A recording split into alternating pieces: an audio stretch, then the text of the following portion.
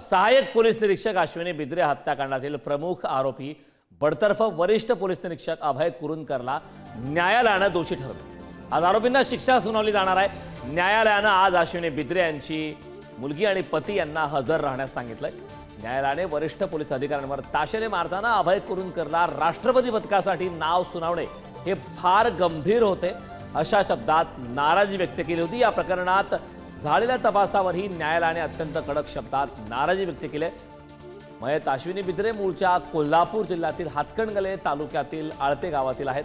अश्विनी बिद्रे खून प्रकरणात न्यायालयाने मुख्य आरोपी अभय कुरुंदकरला हत्या प्रकरणात दोषी ठरवला असून महेश पळणीकर, कुंदन भंडारी या दोघांवर हत्येचे पुरावे नष्ट केल्याचा सुद्धा ठपका ठेवण्यात आला।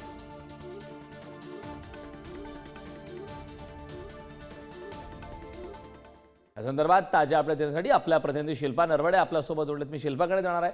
शिल्पा, आपण पाहतोय खरं तर महाराष्ट्राला हादरवून सोडणारी ही घटना आहे। 11 एप्रिल 2016 म्हणजे आजपासून बरोबर 9 वर्षापूर्वी ही थरकाप उडणारी घटना घडली होती आणि त्या संदर्भात आज शिक्षा ठोठावण्यात येणार आहे। काय सांगशील सविस्तर?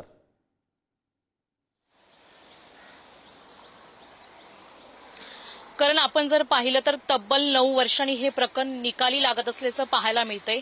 एपीआय अश्विनी बिद्रे यांना अखेर न्याय मिळणार असल्याचं चित्र आता स्पष्ट झालेलं आहे। पनवेल सत्र न्यायालयामध्ये अंतिम सुनावणी या हत्याकांड प्रकरणी करण्यात आली होती आणि यामध्ये मुख्य आरोपी हा कुरुंदकर सिद्ध करण्यात आला आणि त्यानंतर त्याचे जे साथीदार होते 3 त्यामध्ये राजू पाटील याला निर्दोष मुक्तता करण्यात आली, तर इतर जे 2 साथीदार होते त्यांच्यावर देखील गुन्हा सिद्ध करण्यात आलेला आहे।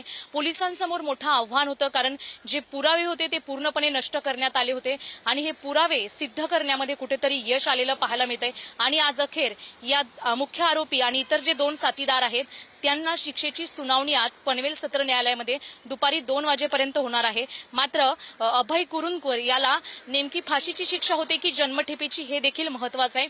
मात्र याला शिक्षा सुनावण्यापूर्वी न्यायालयाने त्यांची मुलगी आणि वडील यांना देखील न्यायालयात बोलवलेलं आहे सत्र न्यायालयामध्ये आणि सिद्धी जी ही मुलगी आहे तिचं आणि वडिलांचं म्हणणं ऐकून घेतलं जाणार आहे आणि त्यानंतर अभय कुरुंदकर हा जो आरोपी आहे तसेच त्याचे जे इतर साथीदार आहेत त्यांना शिक्षा सुनावली जाणार आहे। मात्र या शिक्षेकडे संपूर्ण महाराष्ट्राचं लक्ष लागलेलं आहे कारण हे हत्याकांडाचं जे प्रकरण होतं तब्बल 9 वर्ष ह्या प्रकरणाला गेलेले आहेत आणि अखेर आज या निकाल हा मार्गी लागताना पाहायला मिळतोय। अश्विनी बिद्रे यांना खऱ्या अर्थाने आज न्याय मिळताना पाहायला मिळणार आहे।